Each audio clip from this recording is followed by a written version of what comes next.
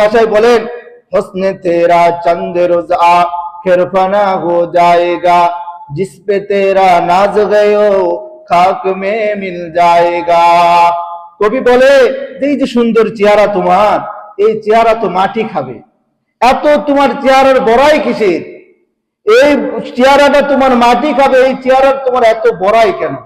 কবি বলতেছে, कैसे कैसे ताजदारो बादशाह चल बसे, ओ खजीना बाला खाना शान शौकत क्या हुई।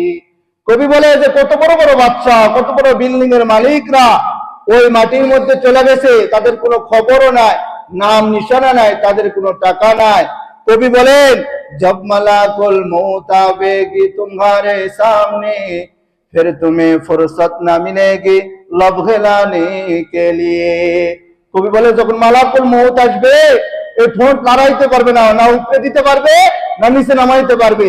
মালাকুল মউত আসার আগে সেই মালাকুল মউতের জন্য এমন কিছু তৈরি করে সে যেন ভদ্রভাবে আপনার সঙ্গে সাক্ষাৎ করে।